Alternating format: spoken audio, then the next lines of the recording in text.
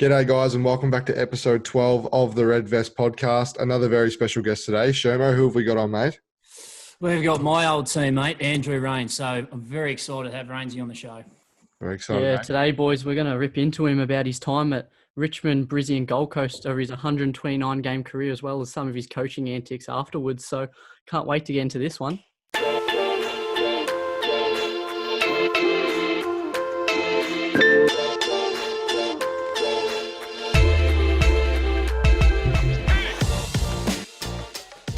G'day, guys, and welcome back to this week's episode of the Red Vest podcast. Today, we're joined by a very special guest in Andrew Raines. Andrew was picked 76 in the 2003 National Draft, played 129 games at Richmond, Brisbane and Gold Coast. Andrew, how are you, mate?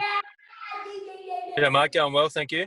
That's the way, and we hope you're going all right at the moment during this challenging time. We know you're up on the sunny Gold Coast, but we're stuck down here in Melbourne, so lucky to be you. And first of all, mate, we're just going to start off with your footy career. I guess your junior footy, where you grew up and how you got into the game, pretty much. So do you want to give us a run through of that? Yeah, so it's a bit more untraditional. So traditional, but being untraditional. So traditional in terms of growing up with football in my blood. My father played AFL football, and then obviously that's all I sort of knew growing up. But untraditional in terms of playing football in Queensland. Well, back then, especially in the early 90s, when I started, AFL football wasn't huge on the Gold Coast. So I grew up in Queensland. We moved up here because my father was a founding member of the Brisbane Bears, and we decided to stay back then with a young family. In his words, a young family, and fell in love with the beautiful lifestyle. So we stayed up here, and hence why I grew up on the Gold Coast and played all my junior football in Queensland. Started off at a beautiful little junior football club called Palm Beach Currumbin, and played from there from the age of 6 to about 16, and then played senior football from the age of sort of 17 to I got drafted at 17 too. So I only had a year there at Southport Sharks, which is a pretty famous club up here in Queensland, and then made my way down south. Yeah. And with, I guess you talk about your dad being a bit of an influence on your career. Did you fall in love with footy from the start, or were you sort of bought into it? How did you feel about it as a junior? Did you fall in love with the game straight away? Yeah, I was totally obsessed with it. I think I knew every Brownlow medalist and every premiership won in each year, and all the trivia that goes with football. So I was obsessed with it. Always had a footy in my hand. Used to play in the backyard on my own, commentate my own games, or with brothers and relatives. So that was always a big thing for me. So yeah, no, growing up, I was totally mesmerised by the AFL. Yeah, and I always ask the guest on the show who their biggest influence growing up was in their footy career or junior footy days. I want to ask you in two sort of ways. Who was your biggest influence, and who was your favourite player growing up as a kid? Biggest influence, obviously, my father, but also to probably my brother, my oldest brother. I'll probably have a lot to add to him, I suppose, or to attribute to him in terms of the way I went about my football, being super competitive and fairly hard at the contest. I think I attribute that to my brother a fair bit, because there was no other way to win the football than contest against someone who's 3 years older than you, and that was always a really good challenge, and probably made me a really a competitive player. So that was a fair bit to do with him. And also favourite players, I probably had a mix. I think early on, obviously watching the Lions play a fair bit up here, having a soft spot for them too, being the only Queensland team back then, and used to watch a fair bit of obviously Vossi and Simon Black and the likes of these type of players. But Nigel Lappin was probably my biggest influence watching him play.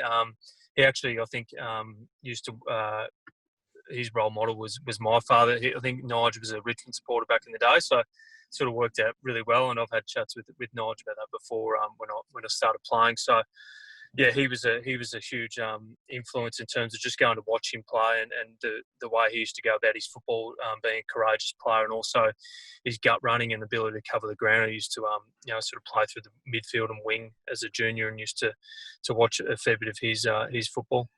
Yeah, mate. And on getting drafted, did you sort of know, obviously father son, did you know pretty early on that you were going to go to Richmond, or was it sort of, touch and go? Were you a bit worried you wouldn't get there, or how early on did you think you were going to go into the AFL system?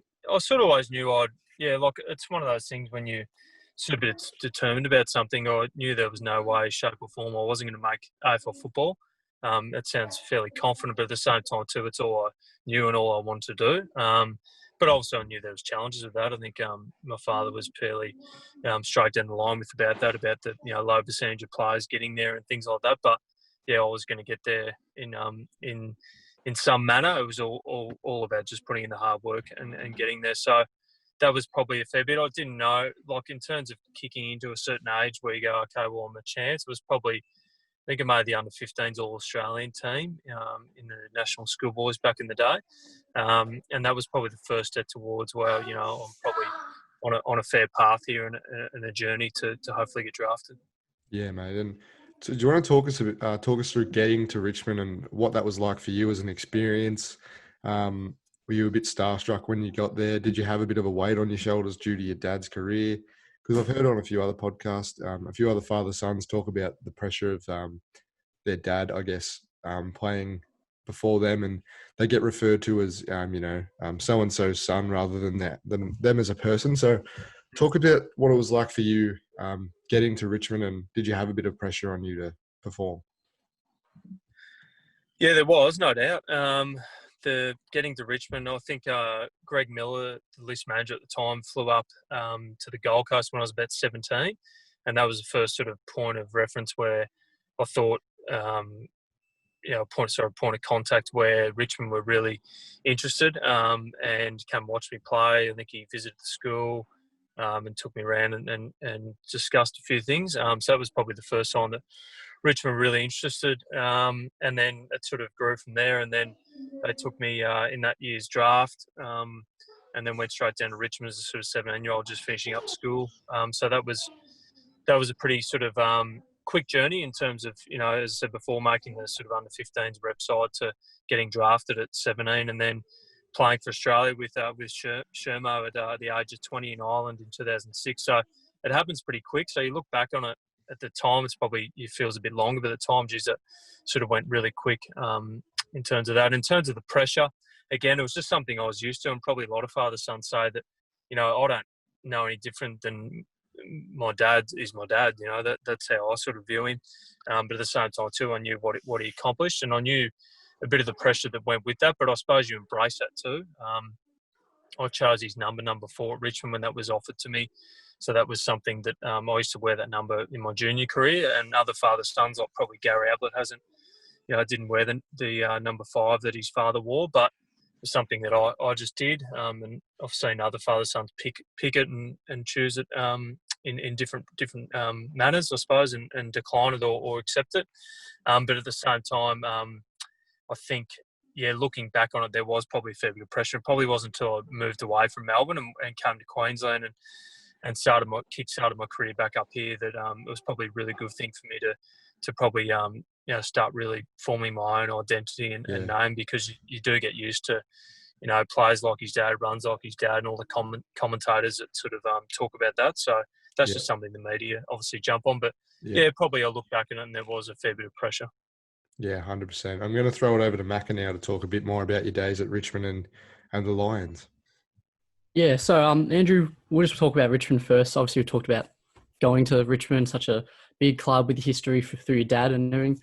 And did your dad tell you anything going into the club, what to expect? Like, because it's such a big club with a rich history, did he give you an insight what to expect or what you were going into exactly? Or was it all just come see as you come and get it? Yeah, there was a fair bit of external sort of noise, I suppose, in terms of the build up to me sort of coming to the club, and Tommy Roach, I think at the time, Disco Roach, Michael Roach's son, who's a really good mate of mine. We both came together, so there was a fair bit of the Richmond faithful, as they call it. We're looking forward to, I suppose, the sons of legends coming back to the club or coming to the club for the first time. So that was a fair bit of, as I said before, media talk that up a fair bit. But in terms of the four walls of football club, you probably just treated it as equal to everyone else and as the actual individual, the player itself. But terms of the Richmond Army, there was a lot of talk from Dad and other players that had played there that it was a huge football club, and it doesn't matter how they're going, they get at least 50 to 60,000 every week, and there's always that type of theme always spoken about with the Richmond Footy Club. Yep. And obviously you had a bit of success in your time at Richmond. Obviously 2006 was a big year for you. You finally played 22 games throughout the season, came runner-up in the BNF for Richmond. You were second in the Rising Star. I'm pretty sure you had a big game where you played on Mark Ricciuto and you kept him to not many touches. I think it was only 4 touches and maybe 1 goal. Like, after big performances like that where you get your name out there, do you feel like that extra bit of joy and extra bit of accomplishment that, oh yeah, I've gone against these big players and shut them down? Did that give you a bit of motivation? Yeah, it did. It was actually a fair build up to that game. I think we were on the bottom of the ladder and Adelaide at the top, and we got smacked by about 140 points the week before against Sydney. So Terry Wallace at the time, our coach, brought in a different game plan. It was more of a keepings off, and it was actually a fairly famous game. Talked about they called it basketball and whatnot, and Adelaide weren't too happy with the style we played, but we got the 4 points that day, and I was fortunate enough to play some really good football on a legend like Mark Ricciuto. But the build up to that, sort of, I suppose my form leading to that, I played on a lot of those medium-sized, powerful forwards, small forwards, or mid-sized forwards. So I did have some really good form going into that game, and I suppose it was more so. It was probably a more confirmation to I can play against the best and match it with the best, I suppose, with that. But probably Mark would say wouldn't have suited a forwards game that day, so I'll probably more suited defenders game. So I'll take the chockies of that game. But he was a legendary player, and he got the opportunity to play on many great players across my career. Yeah, definitely. You'll take what you can get. You always say you got the win in that one. Don't care what Rui says. And, exactly. We'll move on to your time at Brizzy now. Obviously, you requested the trade to Brizzy after your time at Richmond. You saw was a fitting move. How did that come up? Did you request a trade? Did they sort of say, "Oh, we haven't really got a spot for you"? Like, how did that experience all come across for you? Yeah, it was quite a in-depth, I suppose, sequence of events that what transpired that year and how I got traded on and or sort of requested to be traded, but I got on the front foot in the end in terms of looking at clubs and offering my services elsewhere. Because what happened was, I think it was a big lead up to the season 2009. We recruited Ben Cousins, and our list was starting to mature a fair bit at Richmond. Had some really good up and coming players and some really good players in that sort of early 20s, mid 20s bracket, which included myself and Brett Deledio and a few other players that had come through that sort of early draft pick. So we were shaping up as a reasonable sort of side. As a fair bit of talk as what happens with Richmond.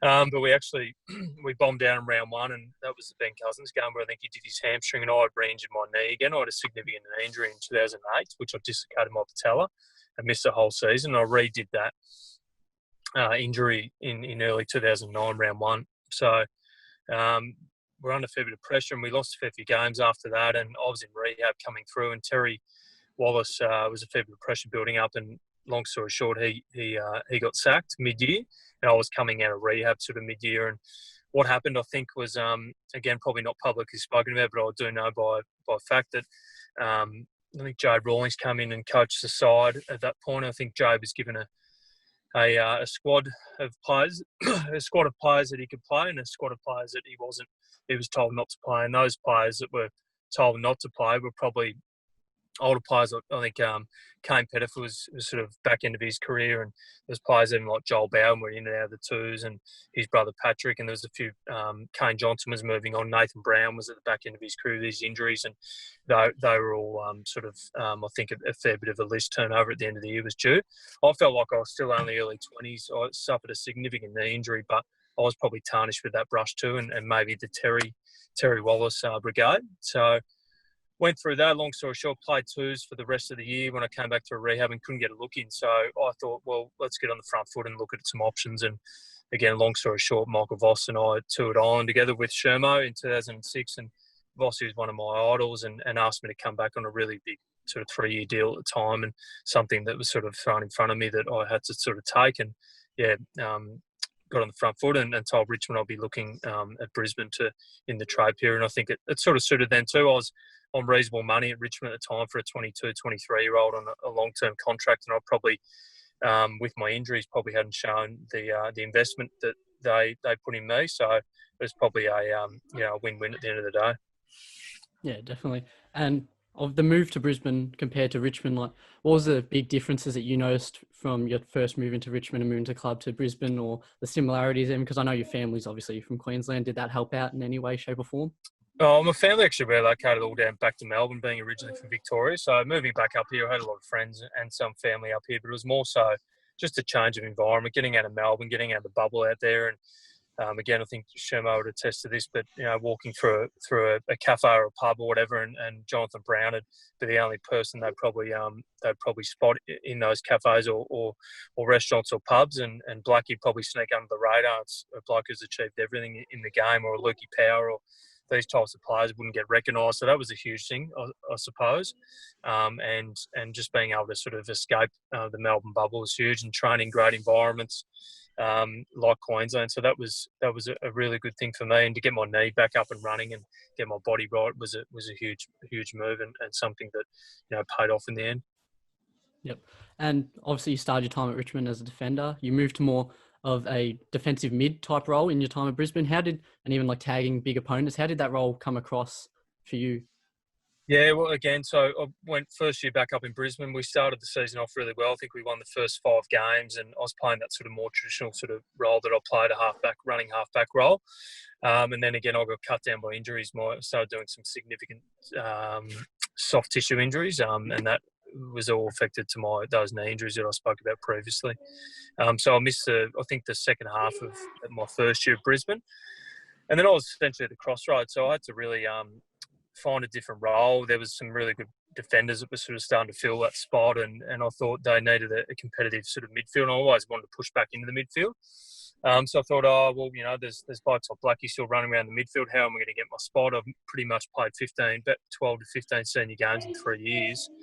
And I thought the club probably needed a defensive midfielder, and I took the onus of it and took on the role of a run with midfielder or tagger, and went to Vossi with the role, and he liked it. So I had to get super fit and play that role. And I knew I was always competitive. As I said previously, played those small defender role and did that pretty well. So I thought I could maybe transfer that into the midfield, and that's sort of how that came about. Yeah, definitely. And we've seen in the past some infamous taggers. They've always tried to do everything to get into the opponent's minds and get them off their game, whether it's little pinches. We've seen little just something. Is there anything in particular you remember you did or tried one day that worked for you or worked on a single opponent? You're like, oh, this is something I didn't realise. Yeah, there's always a couple of tips of a tagger that only taggers know, so I'm not willing to disguise all that information. No, I'm only kidding. I don't. Yeah, there was a couple, a few little things and things that you just do around stoppages that were bordering on illegal, whether it was sort of holding their hips or pulling their hips in a certain way. I know Brent Harvey, I tagged him the week after Ryan Crowley tagged him. Ryan Crowley was pinching him. I think that was the infamous pinching, and I think I went to fake pinching him that day. I don't think I got any media coverage. It was a fair bit off the ball, and we had a bit of a laugh about that. So there's certain things you could probably do to sort of put them off their game. I know Stevie Baker was probably a bit more of a traditional tag. He used to stand on their toes and all that sort of stuff. I may have stood on a few toes, mate, but probably wasn't known for that sort of scragging type. But maybe the players I play with, they might have a bit more intel there, because I probably, in the moment, sometimes you do a few things that, you said, probably on the border of being illegal. Yeah. Is there a big scalp you remember taking, like one of the big name players that you always claim in your history? You go to the pub, you'll be like, hey, boys, I've always shut down this opponent, that you'll celebrate? Oh, I get spoken about a bit in the Q Clash history, and also too when I moved down to Gold Coast that I used to perform pretty well on Gaz, Gary Ablett. So, and Gaz and I discussed that years later, I suppose, the matchups we used to have and go pretty hard at each other. And he was in incredible form back in those days, sort of 2013, 2012, 13, 11, 12, 13, with probably some of the big years I played. Yep. On him against the Suns, and he was, going to games that he played, G myself up to really perform, because he was coming off 45 possession games with 4 goals, which is just nearly unheard of. So I had to try to limit him to at least probably, you knew you weren't going to keep him under 20. So it was always sort of keep him under 30 and no goals. And I was able to do that on a fair few occasions and have some really good performances on Gaz. So he was probably the more, I suppose, the matchup that I used to really look forward to and play pretty well on. But, yeah, there was other matchups along the way that I play on some really key figures and key midfielders in the game. Yeah, that's a big one. We'd all love to be able to say we can shut down Gaz, that's for sure.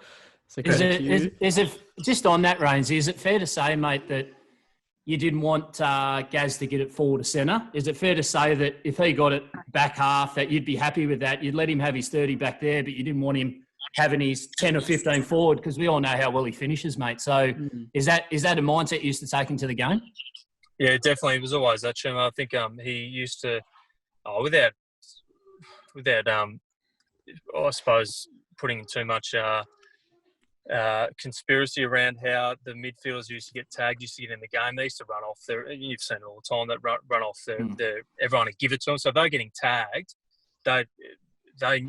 everyone in their team knew Gaz was getting tagged. So what are they going to do when they get the ball? Give it to Gaz. So he used to run around the mark a bit. Yeah. And I'll wear that. I mean, a few times I played on Koch, and I knew Koch was he came under the microscope at doing that a fair bit, but Koch used to do to me a bit, try to get around the back a bit, and I'm like, it's going to add up in the stats books. It used to annoy me a bit when the journos give them 3 votes because they'd have 30, but 20 were around the back, and that used to annoy me a bit. But knew they were going to do that, and then obviously getting in the back half, as you said before, they get their touches there. So if I could accept that they were going to do that and limit their inside 50s and their forward half, disposals and goals, yeah, that was critical to playing the role.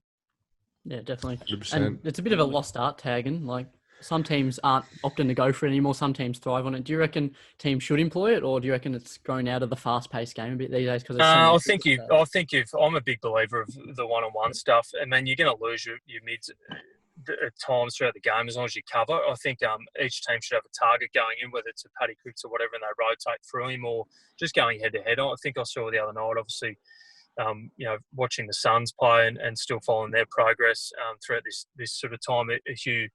Hugh Greenwood would go to a Clayton Oliver, for example. That's a really good matchup. Hugh ended up having, I don't have the stats in front of me, he might have 20 and Clayton had 20, or 18 or whatever. That's a win for the Suns, I think. So those type of matchups are really good. And if I was coaching sort of these days, I'd be definitely employing a tactic like that, and maybe even have one, an outside role too. So you might get those damaging wingers. Like a Lockie Whitfield at GWS, I'd be putting someone on him knowing that he's going to get the footy, but at the same time too, having someone just be more accountable for him. So I'm a firm believer of that.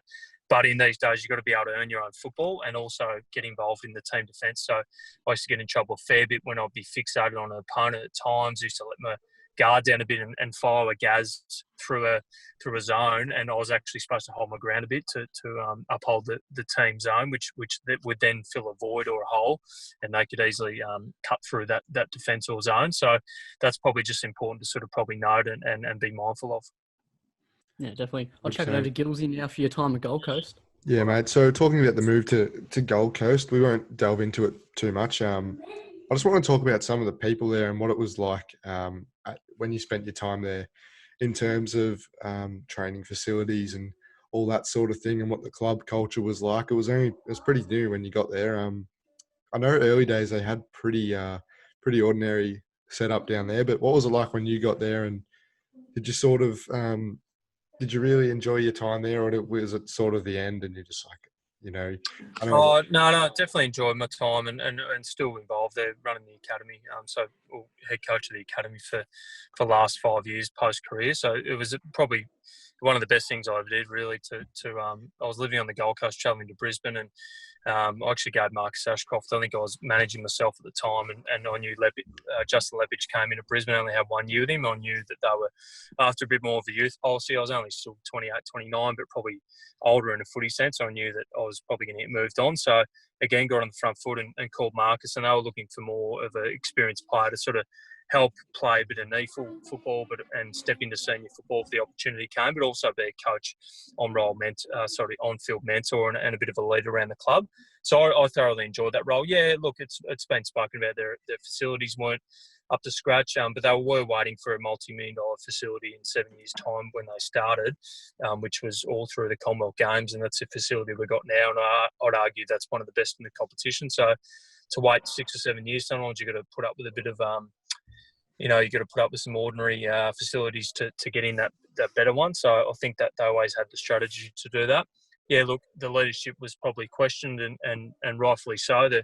There wasn't much leadership there, even though Gaz was such a great player. I think he didn't have a lot of support around him, and had a lot of younger players there. So it was a challenging time for the club, but I think it's in a lot better shape now. And as you can see, the on-field stuff starting to transpire, and the off-field stuff's been really they've been trying to work on that for many years. Yeah, mate. And I just want to talk about a few teammates at the Suns. Obviously, you probably spent a couple of years with Gaz before he went back to Geelong. And what was he like as a bloke, getting to know him? And I guess, did you talk to him about those matchups you guys used to have? And what was he like as behind the scenes, I guess, as a teammate?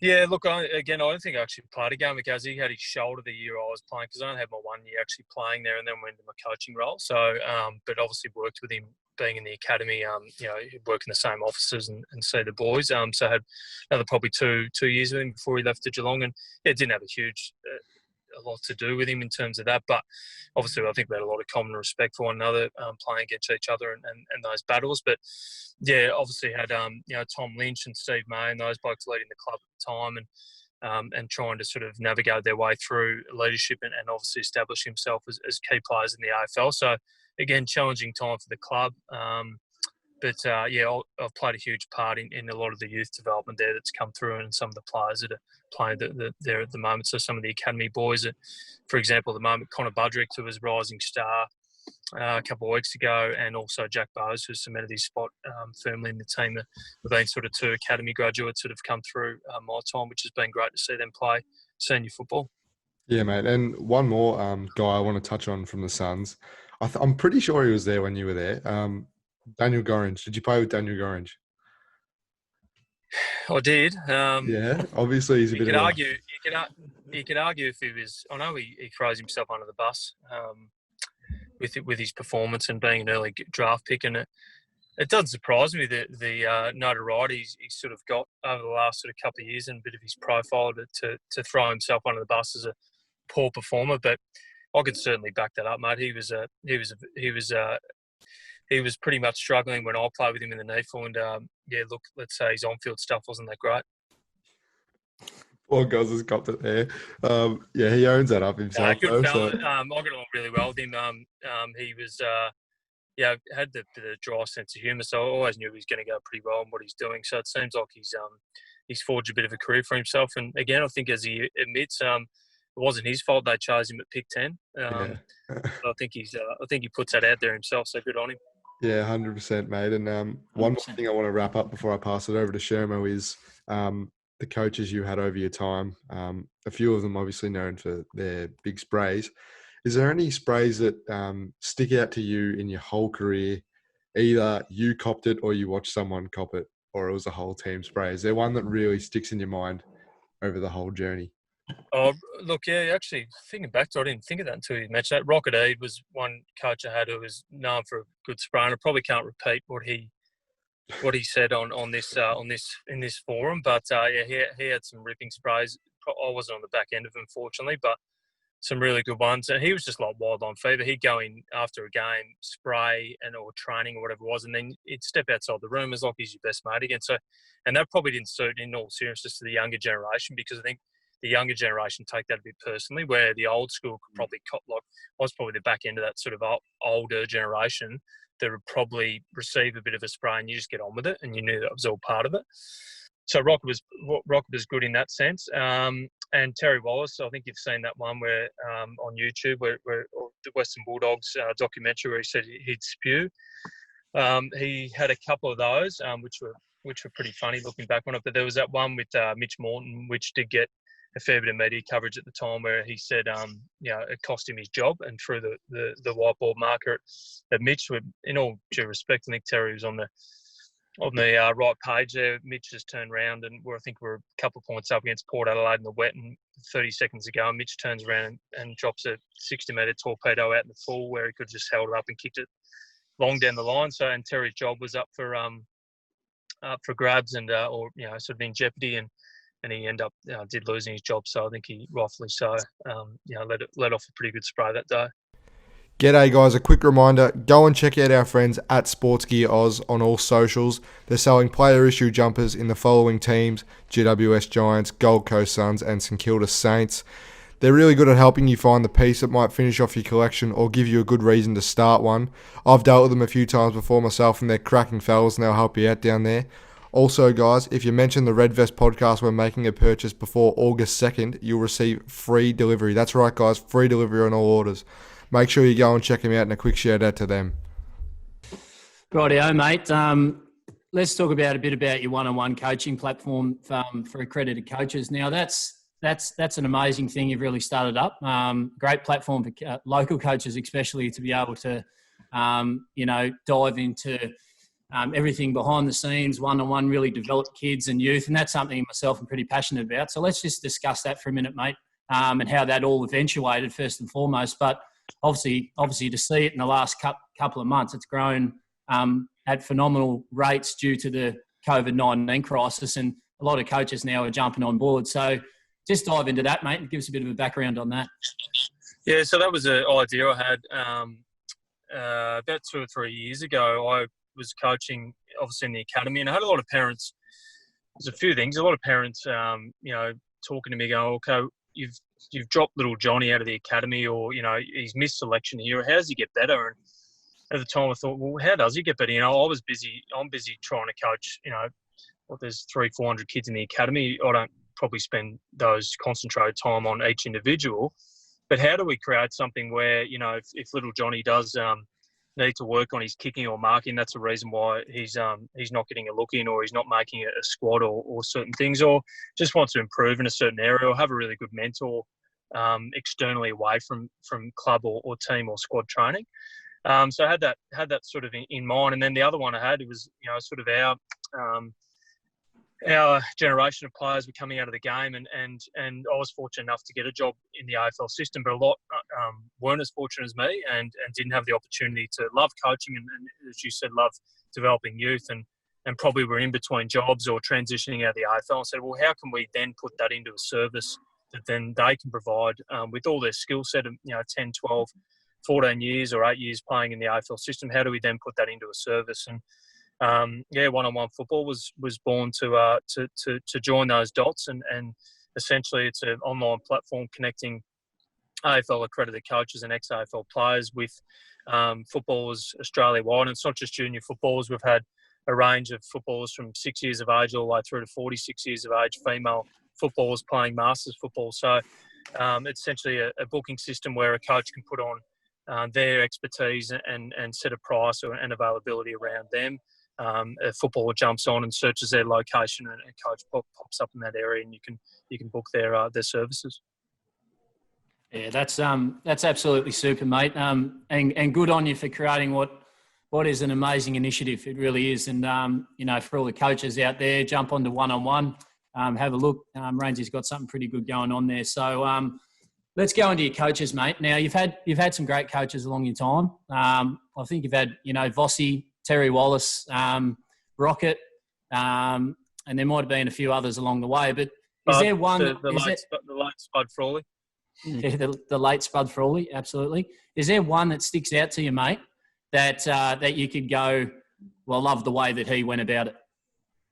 It was a mix of everything, and I think that's where I've put into my coaching now within the academy, and then setting up the one-on-one platform, is that I've learned a bit of everything off each of them. Their flaws, no doubt. Some things that I wouldn't do what they did, but also to obviously what made them great coaches is their strengths and how they went about it.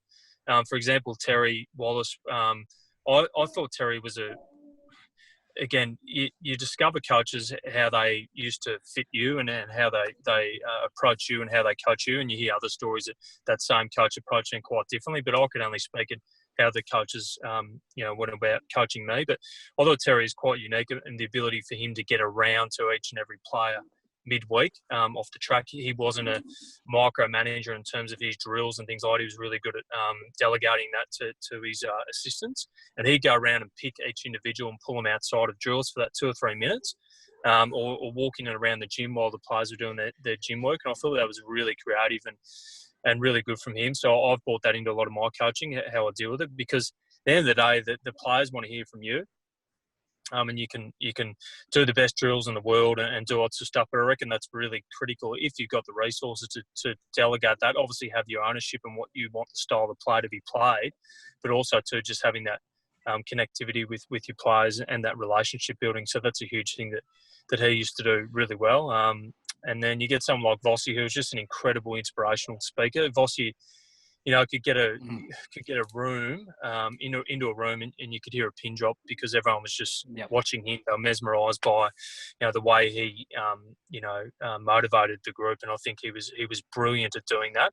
And probably his time looking back to, he'd probably say may have missed that individual approach and what something maybe Terry would have done, but his ability to get the whole group on the one page and before you'd run out or training or whatever it was to a game, he'd be able to send that message. So it was quite unique in that way. So picking up all those key attributes and trying to mix it into my brand of coaching. That's super, mate. And obviously on to the next point now. I'm sure you would have seen it at some organisations. We still see it now in society. Mental health's a prevalent issue, mate. It's a massive issue, and it's something that we're all passionate about. And we certainly want to, create platforms and ways and programs to be able to help young adults be able to filter their way through life and have that constant support and network around them. Is there anything around your platform, your coaching that you've had to align with dealing with issues like that?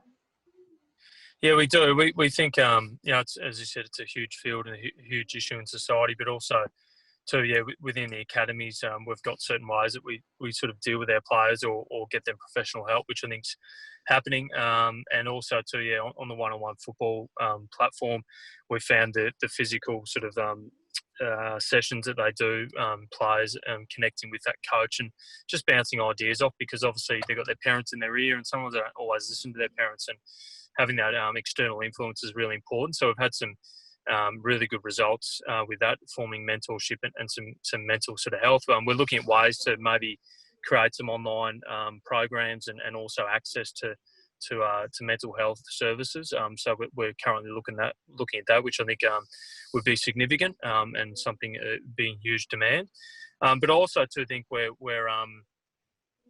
lacking in terms of in the AFL system, I think, and you'd be, you could attest to this, is something that I always talk to players about is have your plan B as football. I think we're putting it as plan A. It's a bit contradictory. It's got to be plan A, because if you're in a position where you're 17 years, 18 years of football age and you're going through your football journey like we went through, mate, I think that you got to you sort of have to put all your eggs in one basket, because if we didn't put those eggs in one basket, probably wouldn't be in a position where we've played over 100 AFL games of football and achieved what we were able to achieve. But at the same time, too, it's forming your identity. Is it Justin Sherman, the ex-footballer or the footballer, or is it Justin Sherman, the coach, or the builder, or the doctor or the dentist or whatever he is that he wants to be able to become. So I think that was huge for me too as a footballer, having that identity and always having different things and different avenues outside of football. I think that's huge, and I think as soon as we are able to form that identity is a critical piece, and that's something that I also, communicate to a lot of my players that, what's your plan A? Okay, football, might seem not plan A, but it's actually plan B, because you're going to be able to, hopefully you're going to have a 10, 12-year AFL career, but geez, that's 1 or 2%. So it might only be 3 or 4 years. You come out at 22, 23, what are you going to be doing? So I think it's important to, to establish those foundations so they can then have a 20, 30, 40-year career as a physio or as I said before, a builder or real estate agent, whatever it is. I think that's really critical. 100%, mate. And, You know, back in the day, mate, it's fair to say you used to enjoy a latte down at Chapel Street. Now, just talk us through, mate. Now, you've had a few nicknames along your time. I know a few of them. I'm not going to dive into that. I want to hear from the man himself. So what's one that the boys started down at Richmond that you've carried the way through your career that probably still hangs around now? I think you mentioned it off air. There's actually one that sort of snakes under the radar a bit. I got Andrew Rainesy early days. So that was Andrew Rates himself. We used to shop the stuff a bit, Sherma, as you know, down Chapel Street. I think it tied in well with Raines because I think there was a few more heavy raters than me at Richmond, by the likes of, Nathan Brown was one of them, one of my mentors. So I think he may have given me that nickname. So that didn't creep into to Brisbane. But one nickname that, again, it was something to do with the R's, mate, I think it is, was Reptile. And a reptile is a mixed meaning. I think it's someone who's a bit of a slippery, slimy character, but I hope that's not me. It's also someone who likes to sit on his hot rock and get some sun and vitamin D. I think you were big on that too, Sherma. So I think you're a bit of a reptile. So it had a multitude of different meanings. So I think it stuck pretty well. And I think I brought that nickname up to Queensland with me. I think it was something that was established at Richmond, but it somehow infiltrated its way around Queensland. And now my academy boys and girls, well, not so much girls, the boys call me Reptile. So I think it's stuck. So my wife often asks, why did I get Reptile? And I don't even know where to begin. So we'll run with that. Yeah, I was hoping you'd deliver that, mate. You come through with the goods. All right, now just to pretty much finish it off for the day, mate, we're going to throw it over to Shermo for Worm's whip. Worm, what do you got for us? Rightio. Now, everything's over, mate. We're going to dive into some fun here, all right? Yeah, let's put footy to the side for a minute. So we've got 10 questions. I'm going to reel them off nice and quick. I just want the first thing that comes to your mind, all right? So you ready for it, mate? Yep. Rightio, here we go. So, black or blue? Blue. Cat or dog? Dog. Premier League or NBA? Premier League. Greatest mentor? Say that again. Your greatest mentor? Yeah, that's my dad. Yep. Greatest achievement?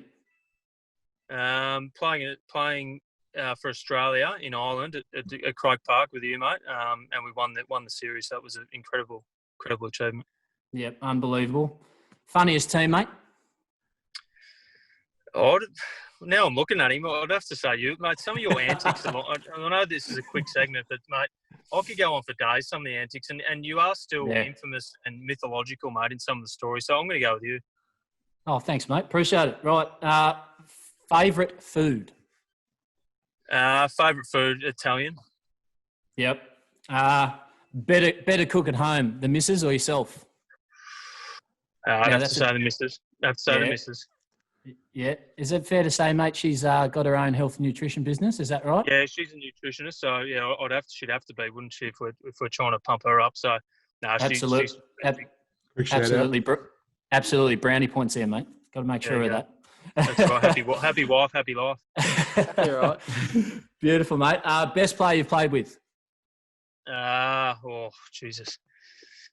I can't split black-brown, so can you have them in the one word, black-brown? Go on. Yeah, black-brown. And your best talent away from footy? Oh, that's an interesting one. I'd have to say, I'd like it to be golf, but I don't play enough. I'd have to say, probably, what did they?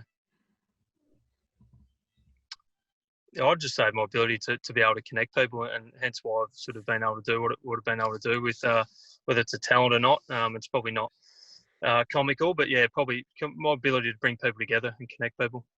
Yeah, I'd attend a few Sunrays down at Burley Heads too, mate. I was about to say being a reptile on a rock, mate, and getting your vitamin D, that's probably the comical version. Well, before we sensational. Over to the big fella. All right, Rainesy, just before we let you go, I can't forget this. I did ask on the socials last night for the fans to send in a few questions, so I've got a couple here for you just quickly. First one's from Josh Goda. What is your biggest setback in footy? I'd have to be my dislocation, my patella, multiple knee injuries for that sort of 2 or 3 year period back. Started in 2008 at Richmond. Yeah. Yep. Next one's from Connor Lever. He said, "Oh, we've touched on this. Did he play with the king, Daniel Gorringe?" Yeah, he did.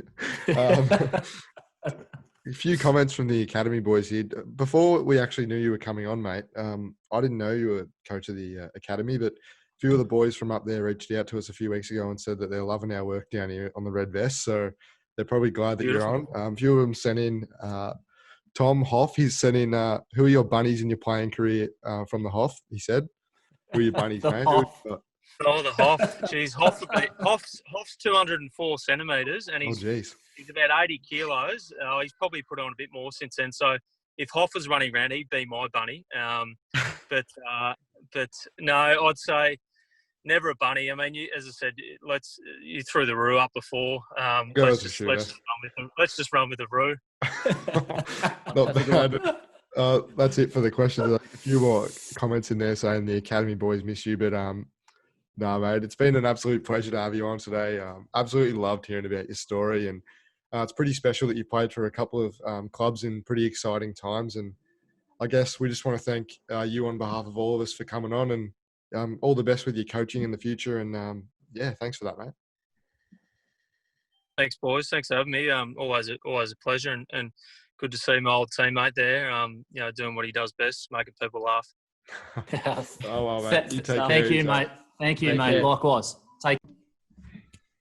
Gee whiz, boys, how good was that chat with Rainesy? I really enjoyed it. What about you, Shermo? What did you take out of that?